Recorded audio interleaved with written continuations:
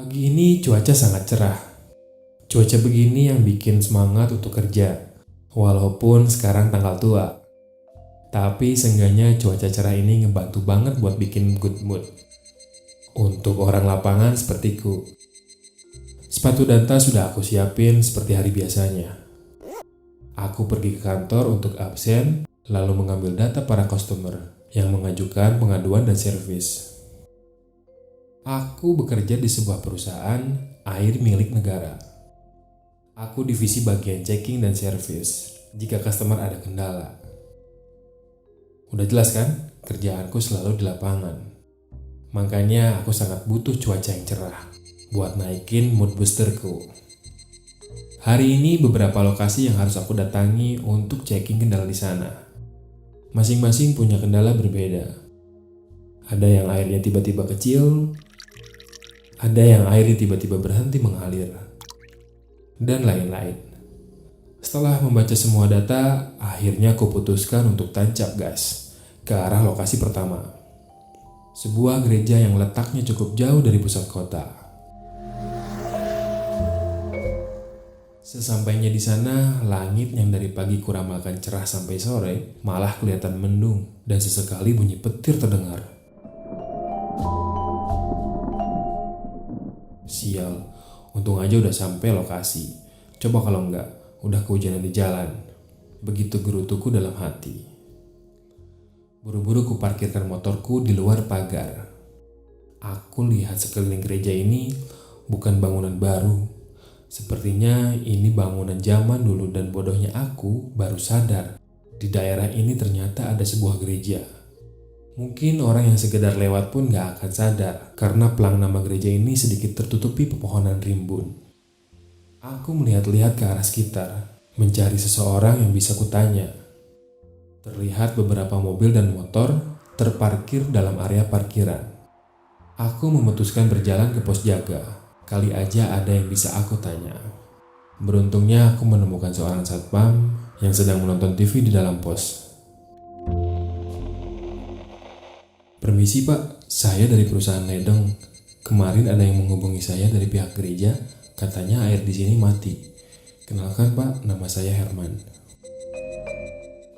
Satpam ini menyambut kedatanganku. Lalu dia ke dalam seperti menghubungi seseorang.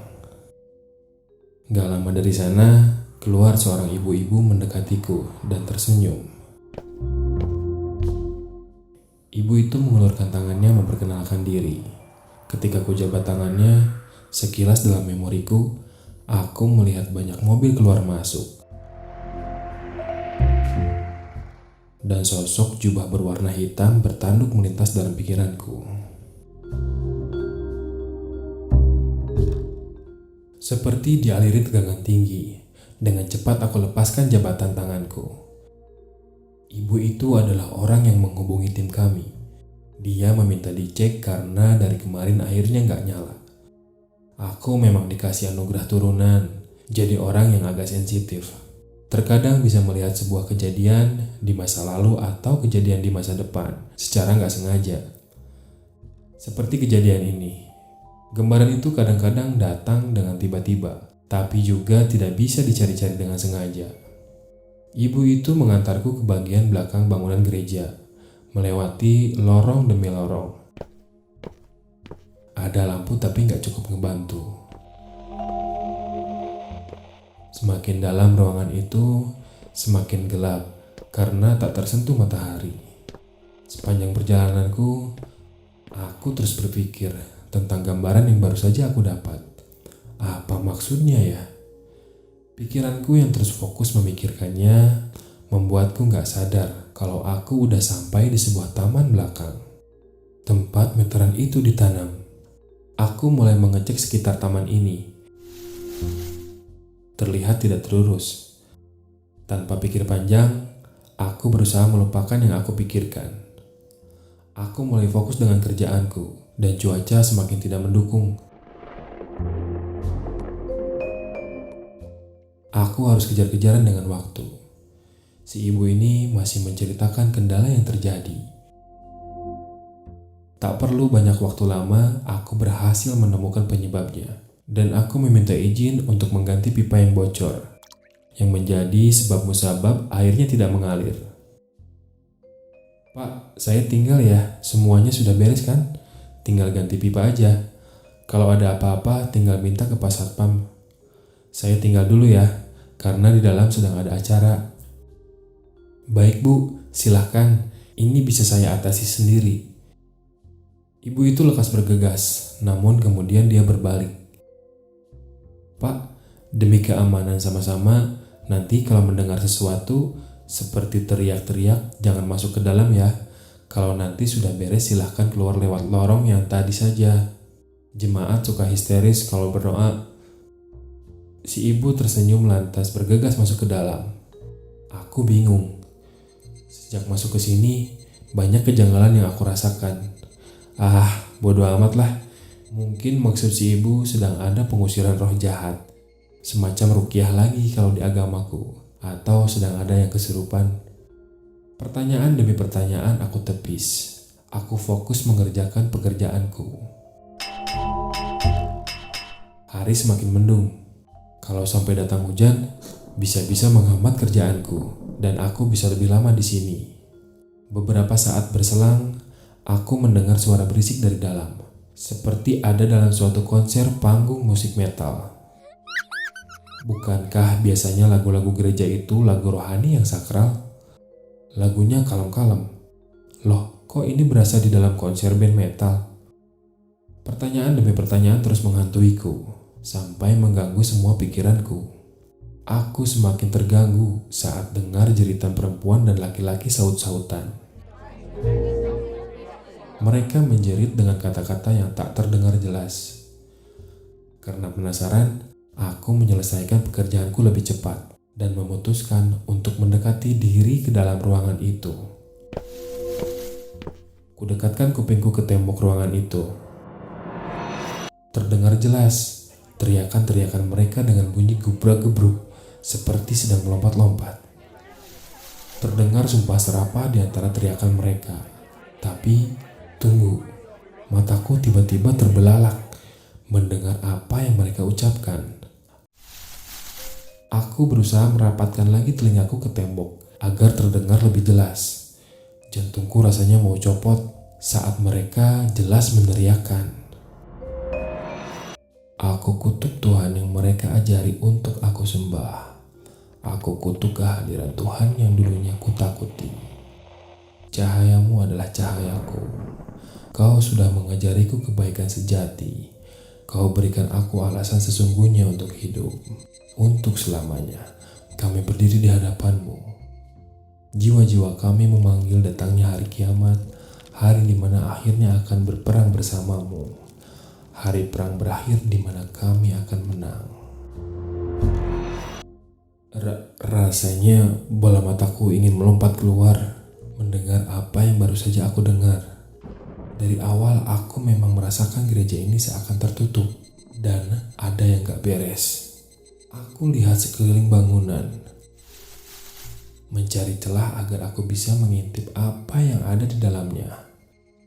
Bukannya cepat kabur, aku malah kehilangan kewarasanku untuk melihat lebih jelas apa yang terjadi di dalam. Beruntunglah ada sebuah jendela dari sisi lain yang sedikit terbuka.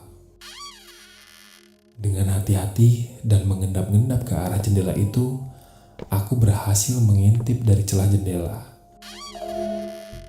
Bukan mataku saja yang terbelalak, mulutku kutahan dengan telapak tangan agar tidak mengeluarkan suara. Aku melihat salib terbalik di sana. Gereja macam apa ini? Lalu aku memicingkan mataku melihat patung di depan mereka. Sejak kapan patung Tuhan Yesus bertanduk?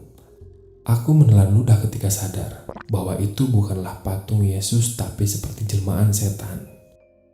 Aku semakin penasaran dan terus mengikuti acara yang mereka lakukan. Ingin kurekam, tapi kondisinya berbahaya. Gak lama dari sana, ada seorang yang berkhutbah dan membacakan ayat-ayat Tuhan.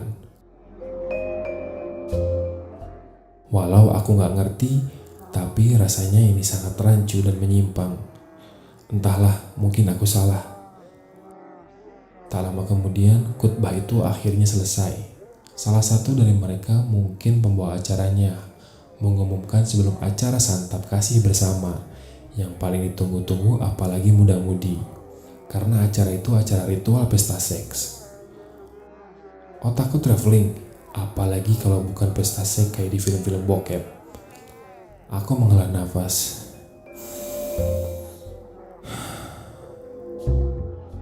Ajaran apa ini? Jauh menyimpang dari ajaran agama yang seharusnya. Nafasku terasa berat, semakin berat saat moderator menyampaikan bahwa acara selanjutnya sebelum puncak seks itu adalah perjamuan kudus.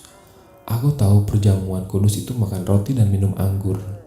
Aku yakin mereka adalah orang-orang yang punya penyimpangan seksual, namun mengatasnamakan agama. Perjamuan kudus itu berlangsung, santapan dikeluarkan. Aku menutup mulutku. Ingin rasanya aku teriak. Aku melihat sosok daging menyerupai janin bayi. Mereka belek dan kocorkan darahnya. Dan kemudian diminum tanpa bersisa. Tubuhku tiba-tiba menggigil. Rasa mual tiba-tiba memenuhi isi perutku. Mereka memakan satu persatu potongan daging itu, ingin ku teriak sekencang-kencangnya. Kakiku terasa berat, aku harus ninggalin tempat ini sesegera mungkin. Namun saat hendak melangkah, seseorang dari dalam berteriak. "Siapa yang dari tadi di sana? Kemari, bergabunglah," ucap pemimpin upacara itu. Keringatku bercucuran. Tanpa sadar jendela yang kuintip ternyata sudah terbuka setengahnya, sehingga mereka bisa sangat jelas melihat keberadaanku. Nyawaku terasa di ujung tanduk, jantungku seperti terhenti tiba-tiba. Aku tak mampu berkata apapun. "Tolong, bawa dia ke sini, ambilkan dia darahnya, dan campurkan dengan ini, lalu minumkan ke mulutnya. Sepertinya dia ingin bergabung bersama kita," perintahnya pada salah satu dari mereka, sambil memberi bekas air yang berisi darah. Bulir-bulir keringatku makin menetes. Ingin rasanya kulari, tapi rasanya tubuh ini semakin beku dan mematung. Orang itu semakin dekat mendekatiku, tubuhku semakin menggigil, dan tubuhku mulai lemas dan selemas-lemasnya. Tubuhku akhirnya terjatuh. Aku mulai membuka mataku dengan berat. Kulihat ada tangan mengguncang-guncang bahuku.